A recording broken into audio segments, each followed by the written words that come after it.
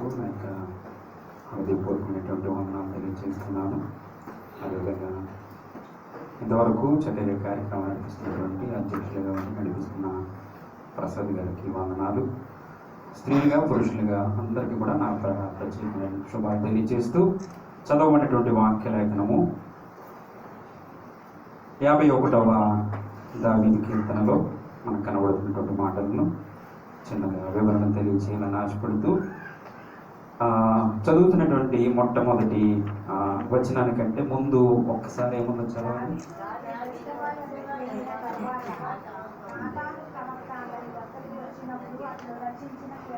కీర్తన అనేటువంటి మాట. సో ఇందులో మనకు కనబడినటువంటి మాటలు చూస్తే కనుక చాలా చక్కగా 5వ వచనాన్ని చాలా కాంట్రవర్షియల్ వచనముగా మనకు కనబడుతూ ఉంటుంది. అది నేను పాపములో పుట్టినవాడను, పాపములోనే నా తల్లి నన్ను గర్భమున ధరించెను అనేటువంటి మాట. వాక్యాన్ని ఎప్పుడు చదివేటప్పుడు చాలా క్షుణ్ణంగా వివరంగా సందర్భానుసారంగా వాక్యాన్ని చదవాలి. నార్మల్గా ఇదే వచనాన్ని బయట వారు అర్థం చేసుకునేటువంటి విధానం ఏంటంటే కనుక దావీదు పుట్టినప్పుడు పాపములో పుట్టడం ఏంటి, అలా చెప్పడం వల్ల తన తల్లి పాపము చేసిందా, పాపము చేసినటువంటి తల్లిగా ఆమెకు ఆ చెడ్డ పేరు, లేకపోతే పాపము చేసినటువంటి తల్లి గర్భంలో నుంచి తను వచ్చాడా అనేటువంటి అనేక లోక సంబంధమైనటువంటి ఆలోచనలు మనకు బయట కనబడుతూ ఉంటాయి. అయితే వాక్యాన్ని అర్థం చేసుకోవడంలో వాక్యం ఎప్పుడు కూడా ఒక అక్షరమైన పొల్లు కానీ మనకు తప్పు కనబడదు. అయితే ఆ వచనంలో ఉన్నటువంటి మాటను బట్టి మనం ఒకసారి చూడగలిగితే కనుక ఆ వచనంలో ఉన్నటువంటి మాటను బట్టి చూస్తే నేను పాపములో పుట్టిన వాడను, పాపములోనే నా తల్లి నన్ను గర్భమున ధరించెను అనే మాట.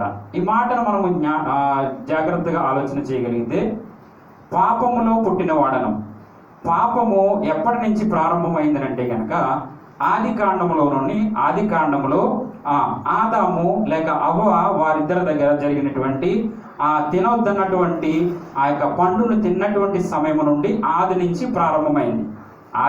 ప్రారంభమైనటువంటిది పాపము. ఆజ్ఞాతిక్రమమే పాపము అయింది.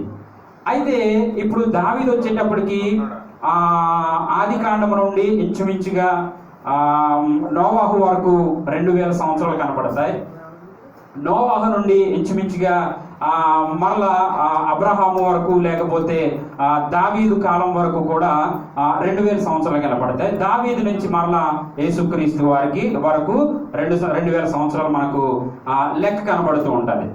అయితే ఇక్కడ చెప్పబడినట్లు నేను పాపములో పుట్టిన వాడను అనేటువంటి మాట, దావీదు పుట్టినప్పటికే ఏముంది, లోకములో పాపం ఉంది.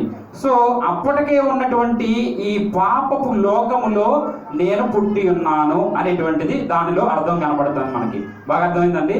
నేను అప్పటికే ఉన్నటువంటి పాపమైనటువంటి లోకములో నేను పుట్టిన వాడను అనేటువంటి మాట.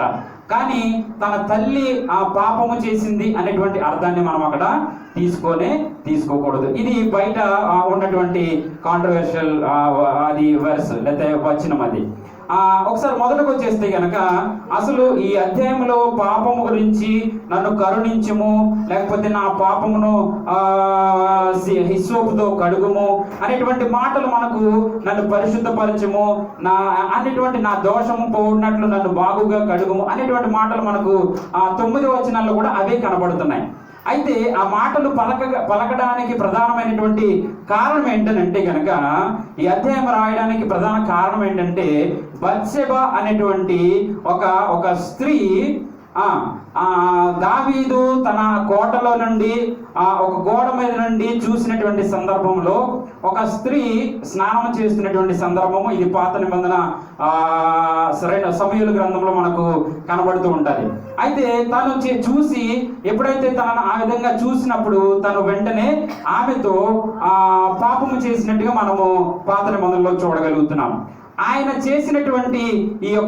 చేసినటువంటి స్త్రీ కూడా ఎవరు అని అంటే కనుక దావీదు దగ్గర యుద్ధములో ఒక నైపుణ్యత కలిగినటువంటి వ్యక్తి భార్య. ఆ వ్యక్తి భార్య. ఆ వ్యక్తిని ఏం చేస్తాడంటే దావీదు యుద్ధంలో ఈమెను ఎప్పుడైతే చూశాడో ఒక మోహపు చూపుతోటి ఈమె మీద ఆశపడి తన భర్తను ఏం చేస్తాడంటే ఒక యుద్ధంలో మొదటి లైన్లో పెట్టి అతను చనిపోయేలా చేసి అతను చంపించేస్తాడు దావీదు. సో చంపబడిన తరువాత ఇక ఆమెను బత్షెబను అతను ఆమెతో కలిసి ఉండడం అన్నా లేకపోతే వివాహం చేసుకున్నా ఏం జరిగినా ఆ భర్తను మాత్రము అన్యాయంగా చంపించేసి మరి ఆమెతో అతను ఉంటూ ఉంటాడు. ఆ ఉన్నటువంటి సమయంలో ఇక్కడ నాతాను ప్రవక్త, ఇది చాలా ప్రాముఖ్యమైనటువంటి విషయము. లోకములో, ప్రజలలో, సంఘాలలో ఈ పరిస్థితుల్లో జరుగుతున్నటువంటి ప్రతి పరిస్థితిని దేవుడు ఎప్పుడు కూడా ప్రవక్త ద్వారా మనుషులతో మాట్లాడిస్తూ ఉంటాడు. ప్రవక్త ద్వారా లేకపోతే దైవజనుల ద్వారా, ఇదిగో నీలో పాపము జరుగుతుంది, ఇదిగో నీవు వాక్యానికి విరోధంగా బ్రతుకుతున్నావు, లేకపోతే నీవు యేసుక్రీస్తు రక్తంలో కడగబడి కూడా నీవు లోకానుసారంగా జీవిస్తున్నావు అని ఎవరి ద్వారా గద్దిస్తాడు అంటే గనక దేవుడు ప్రవక్తల ద్వారా, దైవజనుల ద్వారా గద్దిస్తూ ఉంటాడు. ఆ యొక్క వాక్కుకి, ఆ యొక్క మాటకు ప్రజలు ఏం చేయాలంటే లోబడాల్సినటువంటి అవసరం ఉంది. ఇక్కడ కూడా నాతాను అనేటువంటి జరిగినటువంటి ప్రతి పరిస్థితి దేవునికి తెలుసు. దేవుని తర్వాత అక్కడ ఉన్నటువంటి ప్రవక్త అయినటువంటి నాతానుకు కూడా తెలిసినటువంటి విషయము. నాతానుతో దేవుడు వెంటనే ప్రత్యక్షమయ్యి, నాతాను ఇదిగో నీవు దావీదు చేసినటువంటి పాపాన్ని తనకు వెళ్ళి చెప్పు అనేటువంటి సందర్భంలో అక్కడ చెప్పబడింది కదా, ప్రవక్త అతని యొద్దకు వచ్చినప్పుడు అతడు రచించిన కీర్తన దావీదు రచించాడు. సందర్భం ఏంటంటే గనక జరిగినటువంటి పాపపు సందర్భాన్ని బట్టి ఈ యొక్క మాటను ఆయన వ్రాసినట్టుగా మనము చూడగలుగుతున్నాము. చూద్దాం. ఇక్కడ సందర్భం మీకు అందరికీ అర్థమైందని నేను విశ్వసిస్తున్నాను. 1వ వచనం చూస్తే, దేవా నీ కృప చొప్పున నన్ను కరుణించుము. పాపము చేసేసాడు, పాపములో పడిపోయాడు, ఆ ఊపిలో కూరుకుపోయాడు, ఒక చేయరానటువంటి గొప్ప హత్యను చేయించాడు. చూస్తున్నారా? ఒక స్త్రీ మోహంలో పడినా, లేకపోతే స్త్రీ పురుషుడి మోహంలో పడినా జరిగేటువంటి అనర్థాలు ఎంతవరకు దారి తీస్తాయంటే చాలా చాలా ఆ మనిషినిగా చావు గోతి వరకు కూడా తీసుకువెళ్తాయి అని చెప్పడానికి ఏమాత్రం కూడా సందేహం లేదు.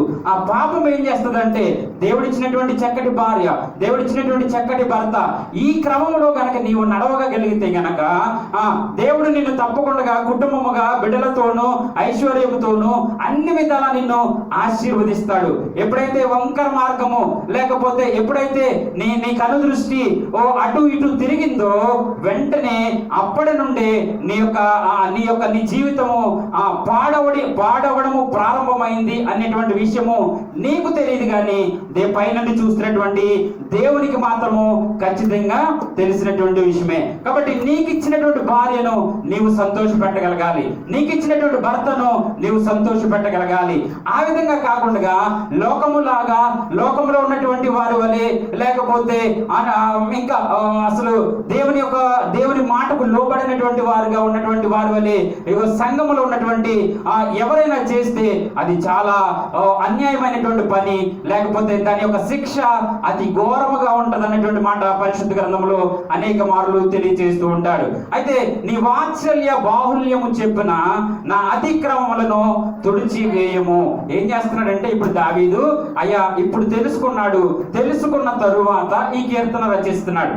తెలుసుకున్న తరువాత పాపము చేశాను, అన్యాయంగా ఒక వ్యక్తిని చంపించాను, అన్యాయంగా తన భార్యతోని శయనించాను, అన్యాయము చేశాను, కాబట్టి ఇప్పుడు తను పశ్చాత్తాపపడి అంటున్నటువంటి మాటలే ఏమంటున్నాడంటే, దేవా నీ కృప చొప్పున నన్ను కరుణింపుము, నీ కృప చొప్పున నన్ను కరుణింపుము. చాలా మంది జీవితాల్లో కూడా ఇదే జరుగుతుందండి. తెలిసి తప్పు చేస్తారు, అయిపోయిన తర్వాత అప్పుడు వచ్చి అబ్బా తండ్రి లేకపోతే దేవుడా అనేటువంటి మాటలు దేవుని దగ్గర మాట్లాడుతూ ఉంటారు. చాలా తెలుసుండి చేస్తున్నటువంటి తప్పులు. అందుకనే కూడా ఒక మంచి మాట కనపడుతుంది, మరణకరమైన పాపము మరణకరము కానీ పాపము అనేటువంటి మాట పరిశుద్ధ గ్రంథంలో. మరణకరమైన పాపం ఏంటంటే తెలిసి ఉండి చేస్తే గనక అది తప్పక మరణకరమైనటువంటి పాపము.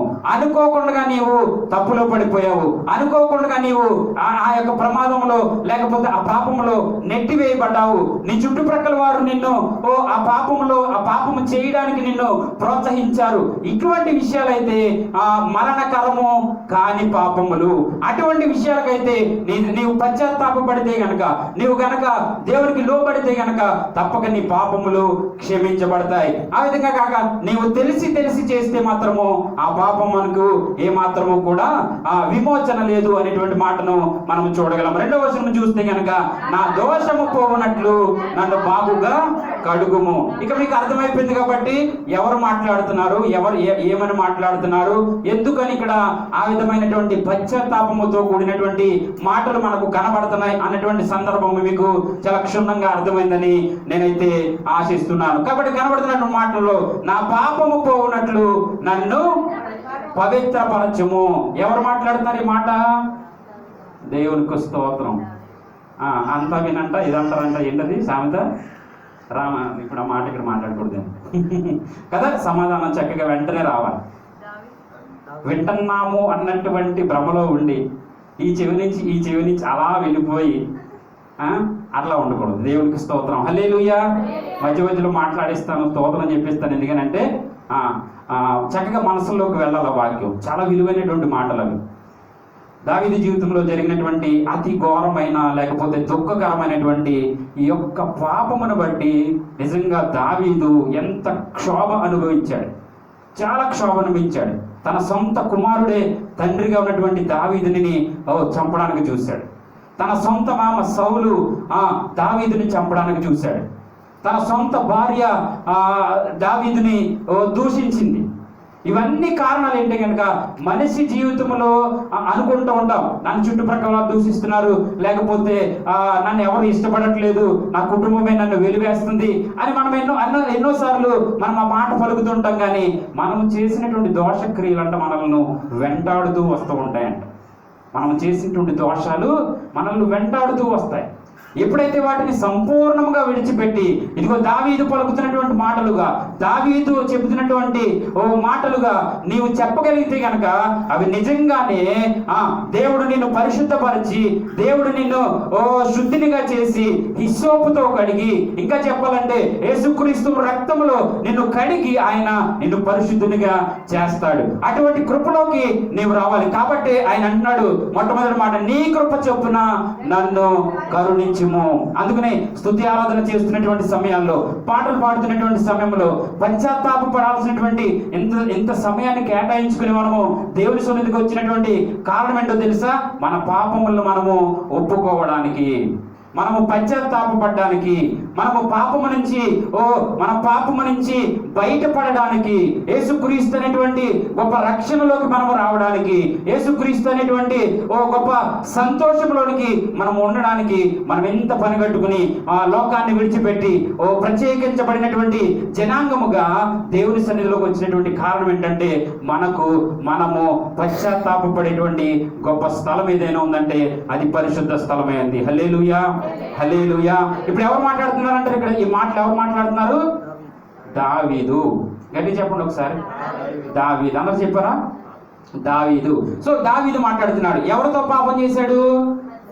బత్షెబ అనేటువంటి స్త్రీతో పాపము చేశాడు. కాబట్టి ఆ పాపము చేసిన తరువాత తన పశ్చాత్తాపముతో మాట్లాడుతున్నటువంటి మాటలే ఈ 51వ అధ్యాయంలో 1 నుంచి ఇంచుమించుగా చివరి వరకు మనకు అవే కనబడుతూ ఉంటాయి. ఇంకా కొన్ని వచనాలు చూసి నేను ముందుకు వెళ్ళడానికి ఇష్టపడుతున్నాను. 3వ వచనం చూస్తే, నా అతిక్రమములు నాకు తెలిసే ఉన్నవి, నా పాపం ఎల్లప్పుడూ నా ఎదుటనున్నది, నీకు కేవలము నీకే విరోధముగా నేను పాపం చేసి ఉన్నాను, నీ దృష్టి ఎదుట నేను చెడుతనము చేసి ఉన్నాను. కావున ఆజ్ఞ ఇచ్చినప్పుడు నీవు నీతిమంతుడుగా అగపడదు, తీర్పు తీర్చినప్పుడు నిర్మలుడుగా అగపడదు అనేటువంటి మాటల ప్రతి మాటలో కూడా నేను పాపము చేశాను, నీవు నీతిమంతుడు, ఇదిగో నేను పాపము చేశాను, ఆ పాపములో నుంచి నన్ను విడిపించు ప్రభువా అనేటువంటి మాటలు మనకి ఇక్కడ కనబడుతున్నాయి. ప్రియ దేవుని సంగమా, వాక్యం వింటున్నటువంటి మనము ఇంత లోతైనటువంటి చక్కటి లోతైనటువంటి విషయాల్ని ఈ రోజున నీ చెవిని పడ్డాయంటే, నీ హృదయం గ్రహిస్తూ ఉండంటే, మన జీవితంలో జరిగినటువంటి ప్రతి పాపమును ఆయన సన్నిధిలో మనము ఒప్పుకోగలగాలి. మరలా మనము పాపము వైపు, లోకము వైపు చూసేటువంటి వారముగా మనము ఉండకూడదు. ఒక మంచి ఎగ్జాంపుల్ ఏంటంటే కనుక చాలా మంది అంట ఏ విధంగా ఉంటారంటే, పరిస్థితులు అసలు ఎంత కాలం వారికి బోధించినా, ఎంత వాక్యం వరకు వారికి తీసుకొచ్చినా కానీ ఏమాత్రము కూడా వారి చెవి, వారి హృదయము క్రొవ్వినది అని దేవుని వాక్యం తెలియజేసినట్టు ఏమాత్రము కూడా వాక్యానికి లోబడనంట. ఇక్కడ ఎగ్జాంపుల్ ఏంటంటే పంది మామూలుగా ఎప్పుడు కూడా కిందకు చూస్తూనే ఉంటుంది. అది చూస్తున్నంత కాలము కూడా దాని లోకం ఏంటి? క్రిందనే లోకము. అది ఇంచుమించుగా దాని లైఫ్ ఇంకా లాస్ట్ డే రోజున ఏం చేస్తాడు? దాన్ని కట్ చేయడానికి తీసుకెళ్తాడు. ఎక్కడికి? ఆ స్థలానికి తీసుకువెళ్తాడు. ఆ స్థలానికి తీసుకెళ్తున్న సమయంలో ఏం చేస్తాడంటే, దాన్ని 2 కాళ్ళు కట్టి దాన్ని ఇట్లా మొహమేమో పైకి పెట్టి, కాళ్ళు పైకి పెట్టి అప్పుడు దాన్ని తీసుకువెళ్తారు. మామూలుగా మనకు తెలిసినటువంటి విధానంలో ఆ రోజుని అనుకుంటుందంట, ఏమని? అమ్మో, పైన ఎంత లోకం ఉందా, ఎంత ఆకాశం ఉందా, ఎంత ప్రపంచం ఉందా అనేటువంటి మాట ఎప్పుడు తెలుస్తుంది అంటే, ఆఖరి రోజున ఇక ఎండ్ అయిపోతున్నటువంటి సమయంలో అది గ్రహిస్తుందంట.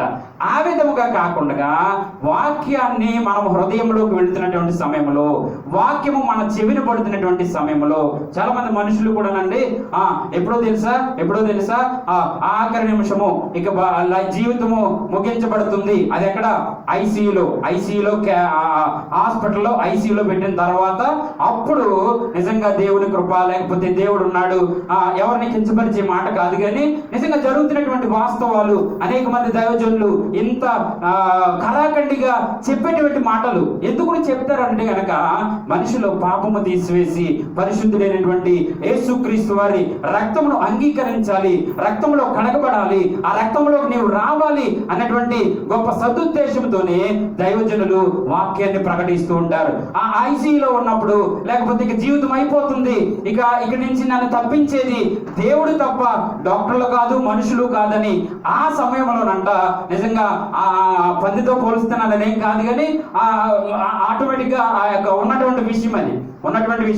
ఆ పంది ఏ విధంగా అయితే ఆ లాస్ట్ రోజుని ఆ మొహం పైగట్టి తాడు కట్టేసి తీసుకెళ్తారో, ఆ రోజు ఆకాశాన్ని ఎలా చూస్తుందో మనిషి కూడా తన ఆఖరి దినాల్లోనో, లేకపోతే ఇక జీవితము ముగించబడుతుంది అన్నటువంటి సమయంలో అప్పుడు దేవుడా అనేటువంటి మనుషులు కూడా మనము అనేక మందిని చూస్తూ ఉంటాము. అయితే ఆ విధముగా కాకుండా పోనీ చూశారు, కనీసం అప్పుడైనా చూస్తారు అని ఎదురు చూసేటువంటి భార్యలు ఉన్నారు.